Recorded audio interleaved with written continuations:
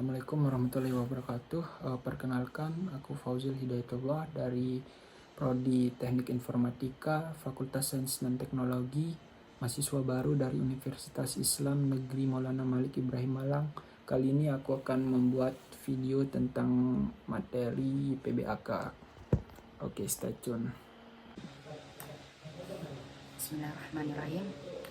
Jadi yang aku dapatkan di hari pertama itu dalam materi PBAK, peserta PBAK itu diikuti oleh mahasiswa baru sebanyak 3.794 orang, dan angkatan 2020 yang belum lulus PBAK tahun lalu sebanyak 43 orang.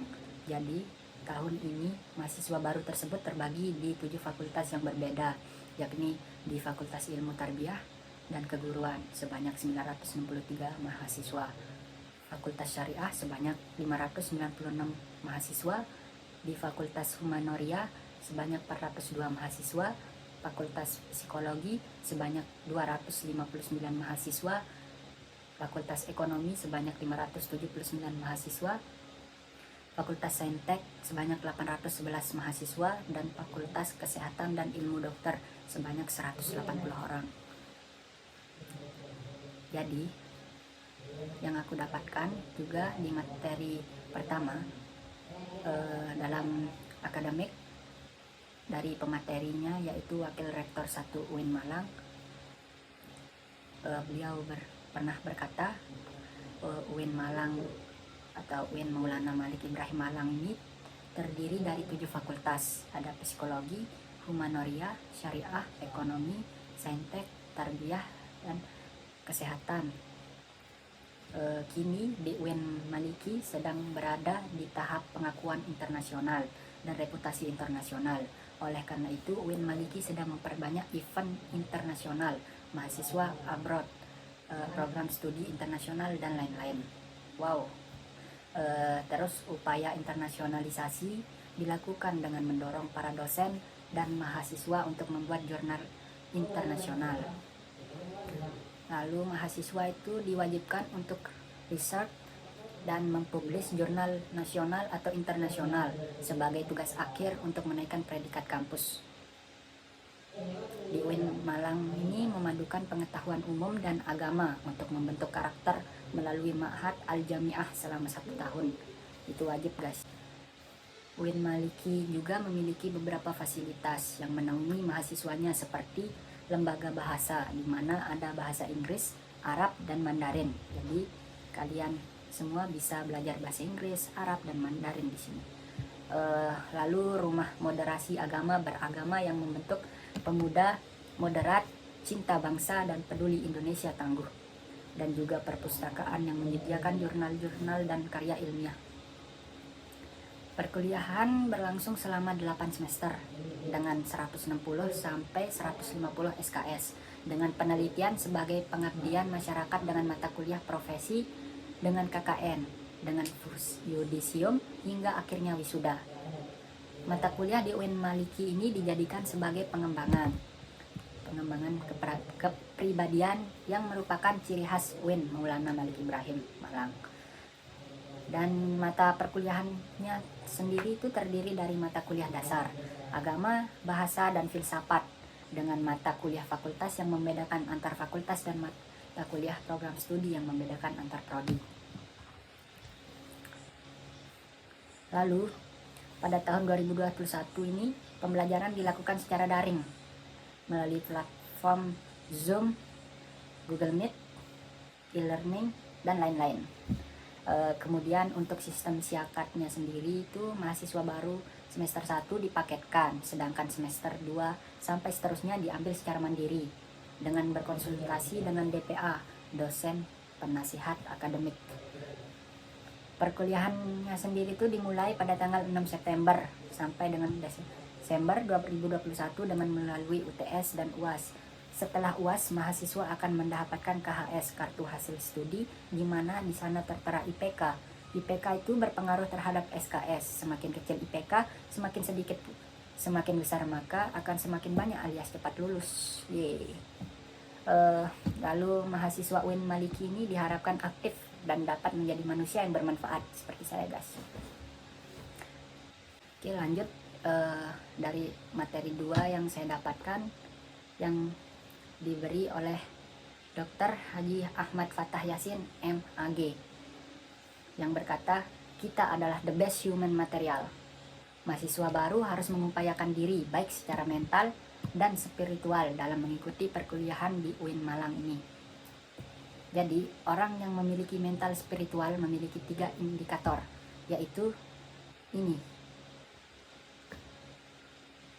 Yang pertama, berpikir ilmiah. Mahasiswa baru harus melandasi pikiran dengan pengetahuan umum dan agama. Yang kedua, berperilaku islami dengan cara tampil dengan style khas UIN Malang, yakni berpakaian islami dan tidak gondrong, serta berbicara sopan seperti saya nih guys, tidak gondrong dan insya Allah sopan. Yang ketiga, menjadi mahasiswa yang kreatif dan terampil dalam bermasyarakat. Jadi itu guys yang dikatakan oleh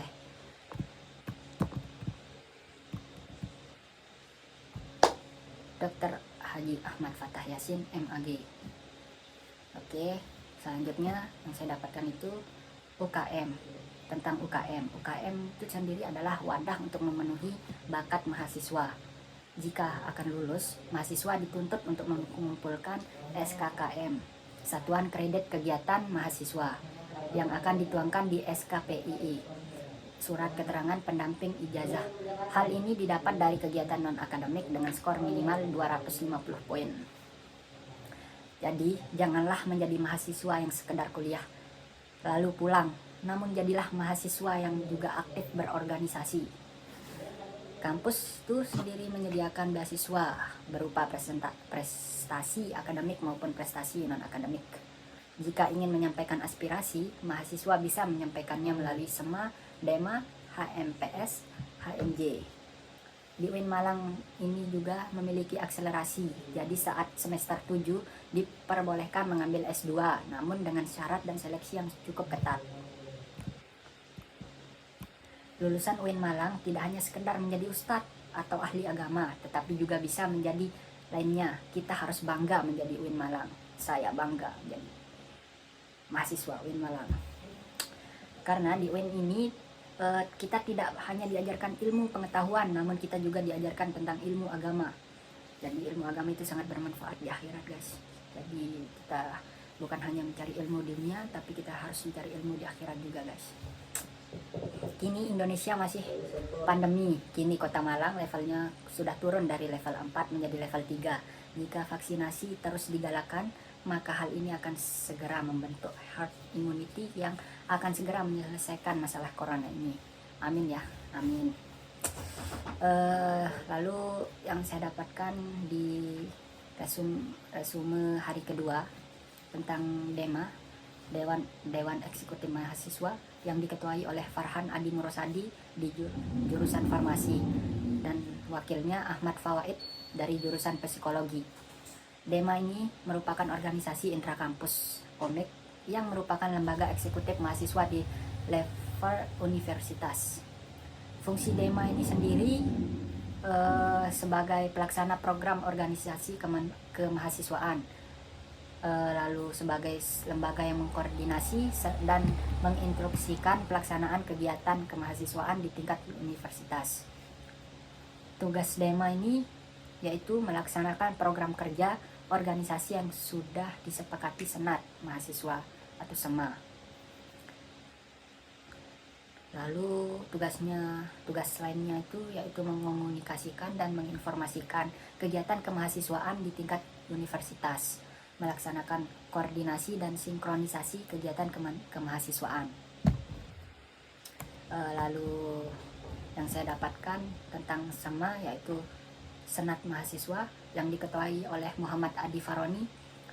SEMA ini merupakan organisasi mahasiswa UIN Malang yang berperan sebagai lembaga legislatif yang mengkoordinasi DEMA, UKM, dan HMJ. Fungsi SEMA ini antara lain advokasi, legislasi, pengawasan, dan penganggaran. Membantu mahasiswa dalam segala masalah untuk disampaikan ke pihak terkait. Tugas SEMA antara lain mengawasi dan mengontrol DEMA universitas, memberikan persetujuan setiap kegiatan yang dilaksanakan oleh Dema Universitas.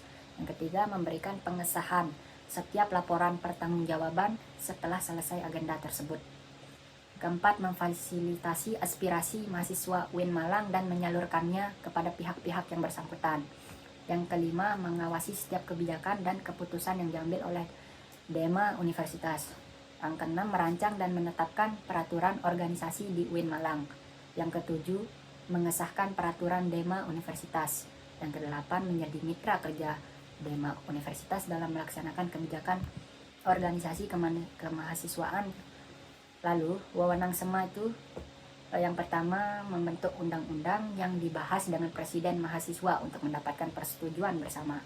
Yang kedua, menampung dan mempertimbangkan segala aspirasi mahasiswa. Yang ketiga, memberikan mandat untuk pelaksanaan pemilu. Keempat, mengawasi pelaksanaan hasil-hasil sidang SEMA Universitas. Yang kelima, mengawasi pelaksanaan program kerja dan kebijaksanaan Dema Universitas. Dan keenam itu turut andil dalam mengkaji permasalahan yang timbul di dalam negara dan di tingkat universitas. Dan ketujuh, menerima dan membahas usulan PU yang berkaitan dengan bidang tertentu dan mengikut sertakan dalam pembahasan. Oke, yang saya dapatkan lagi dari materi PBAK itu ya tentang UKM. Yang pertama itu UKM Menwa, yaitu organisasi bersejarah pembentukan Jenderal Ahmad Nasution 1959 di Jawa Barat. Semboyannya penyempurnaan pengabdian dengan ilmu pengetahuan dan ilmu keprajuritan, dengan logo simbol warna ungu yang berarti mulia.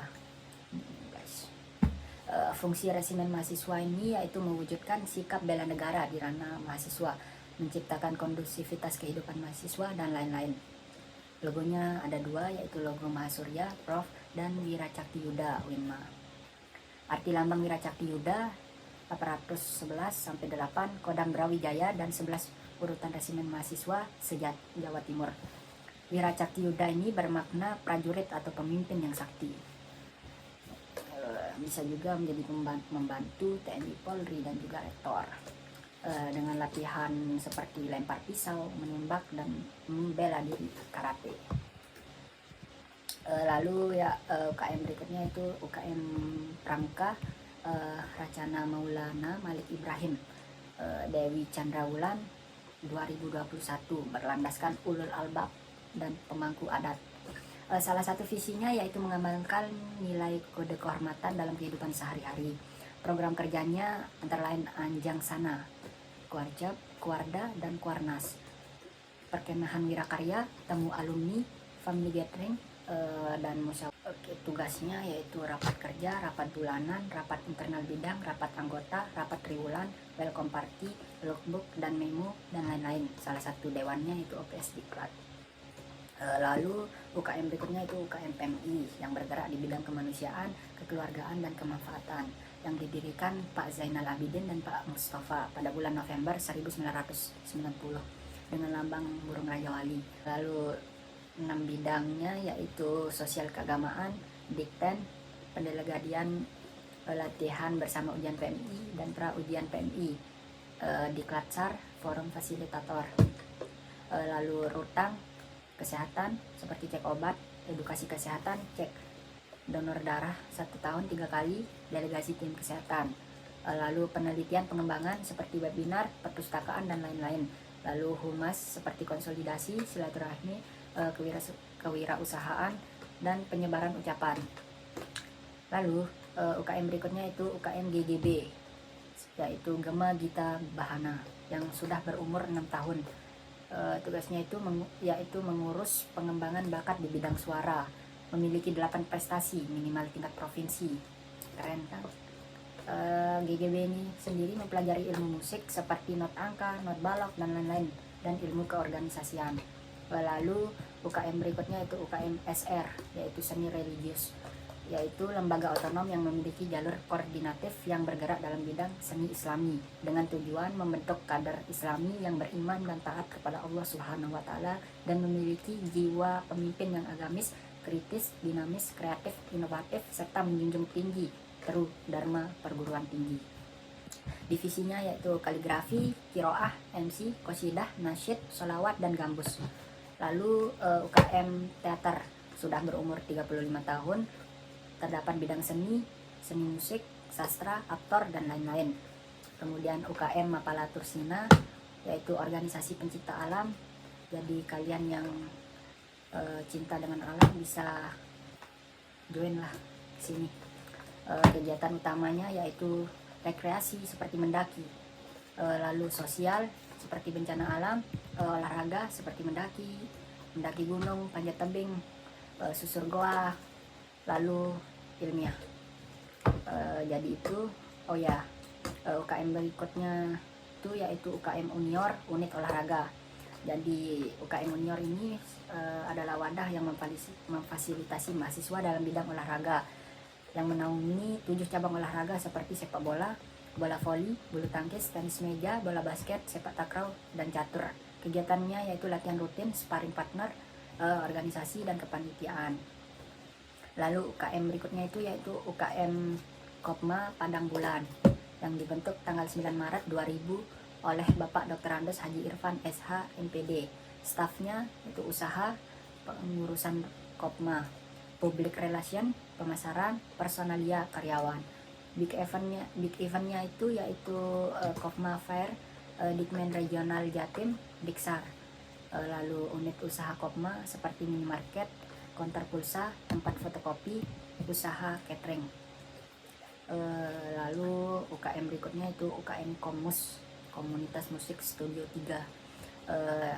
Ada 6 departemen, itu event organizer, lalu departemen studio, jantung Komus, musik manajemen, departemen multimedia, mengelola segala konten, departemen musik relation, pusat info eksternal, lalu departemen social development.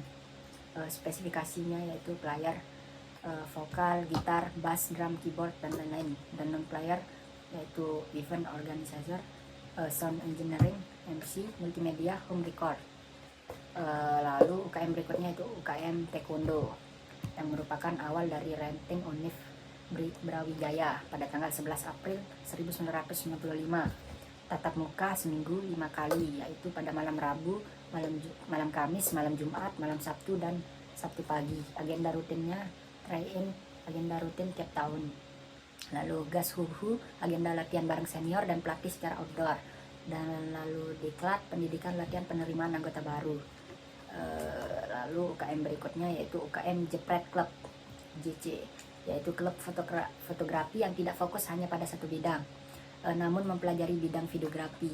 Anggota UKM Semalang Raya, motonya itu yaitu aku ada untuk mengabdikanmu, bersamamu kulihat dunia nyata. Keren.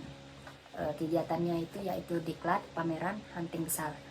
Lalu UKM Simfoni, platformnya yaitu Simfonif, program hariannya yaitu Simfoni Morning Show, Free Time, Fresh and Relax di Hai Indonesia, Mizan Muslim Zaman Now, Halo Kampus, Freeline. Program mingguannya yaitu Simfoni Weekend Show, Daebak, Simfoni Soccer, Fresh Sunday, Top Chart, Soda, Diary Mami, sorry guys, English Day, Yaumul Arabi. Lalu program unggulannya yaitu Off Air, Simfoni Indie Award Station. On airnya yaitu daily program and weekly program.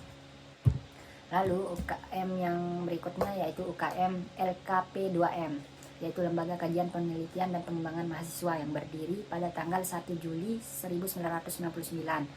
Biro-biro LKP2M yaitu kajian, melatih nalar melalui kajian, penelitian, melatih memiliki kemampuan menulis naskah riset, dan lain-lain. LKP2M ini sendiri telah mengikuti berbagai perlombaan hingga kancah nasional. LKP2M aktif menulis dan membuat karya baik secara nyata, buku, maupun di media sosial. Yang berikutnya UKM UAPM Inovasi, unit kegiatan mahasiswa yang bergerak di bidang jurnalistik, didirikan pada tanggal 21 Maret 1986 di Malang, Jawa Timur. Visinya yaitu memihak kesadaran nurani. Filosofi teks UAPM yaitu melambangkan independensi. Produknya Kipos berupa koran, kumpulan isu rana kampus berupa majalah tahunan berisi dead news dan yang kritis analitis. Agenda rutinnya yaitu diklat tingkat dasar, upgrade skill, jurnalis camp, sekolah filsafat, rapat akhir tahun, dan diskusi rutin. Oke, jadi itu aja yang aku dapatkan di UKM dalam materi PBAK waktu itu. Selanjutnya, lalu yang saya dapatkan yaitu tentang kebangkitan bangsa menuju Indonesia tangguh, dengan pembicara Muhammad Hasanuddin Wahid. Beliau berkata, dosen tidur nggak dibayar, kalau anggota DPR tidur dibayar. Kita sebagai rakyat ingin punya mobil, ya sudah diwakili saja sama wakil rakyat. Mau jalan-jalan ke luar negeri, cukup diwakili saja sama wakil rakyat. Nah, itu bahayanya wakil rakyat. Mereka harusnya sadar bahwa mereka itu jongosnya rakyat, harus melayani rakyat. Saya bisa sampai sini itu karena UIN Malang. Saya diajari banyak hal oleh UIN Malang. Dulu saya sempat dipilih menjadi HMJ dan juga Presiden BEM. Semua gemblengan ini berasal dari UIN Malang. UIN Malang yang menjadikan saya seperti ini. Saya tidak pernah malu bilang alumni UIN Malang. Agar stereotip lulusan UIN ini tidak hanya menjadi ustadz. Lulusan UIN Malang ini bisa menjadi anggota DPR. Alumni UIN Malang itu bisa berkiprah di mana saja. Hidup UIN Malang. Itu kata beliau, guys. Kata beliau juga, kita ingin lahir dari UIN ini ahli di berbagai bidang agar nama UIN Maulana Malik Ibrahim ini senafas sesuai dengan Maulana Malik Ibrahim yang sukses pada masanya. Sampai saat ini tidak ada yang bisa menemukan obat COVID-19. Kunci menanggulangi COVID-19 adalah vaksinasi agar mencapai herd immunity atau kekebalan skala besar. Kunci yang kedua adalah disiplin prokes. Orang Indonesia kurang disiplin prokes, jadi susah COVID untuk hilang. Tingkatan pemahaman COVID di Indonesia itu rendah. Memakai masker saja susah, gimana mau sembuh dari COVID. Pertumbuhan ekonomi karena COVID semua menurun. Semua negara turun, tapi kita sudah mengalami kenaikan dari year of the year. Kita naik sekitar 7%, melemahnya daya membeli karena efek PPKM membuat masyarakat malas untuk membeli, lalu terjadi inflasi tipis dan juga banyak yang kehilangan pekerjaan akibat pandemi COVID-19 ini. Tercatat lebih dari 50.000 buruh di PHK sejak awal tahun 2021. Tingkat pengangguran akan lebih banyak di bulan Agustus 2021. Kalau dampak di sektor banyaknya yang putus sekolah dikarenakan anak harus bekerja karena krisis ekonomi akibat pandemi ini, dan juga karena persepsi orang tua mereka. Lalu kebijakan sektor pendidikan di pandemi ini adalah memberikan bantuan kuota, data internet, bantuan subsidi, dan lain-lain. Bantuan lanjutan untuk bulan September, Oktober, November sebanyak 2,3 triliun. Agar kita bisa tatap muka, kita harus melakukan kolaborasi heksahelik agar terselesaikannya wabah ini. Model kolaborasi ini tidak hanya modal di pandemi, akan tetapi menjadi modal kolaborasi masa depan yang mampu menaikkan kelas sektor ekonomi, pendidikan, dan sektor lembaga di Indonesia. Sekarang kita berada di era digital 4.0 dan akan menuju 5.0, yaitu seperti memakai hologram.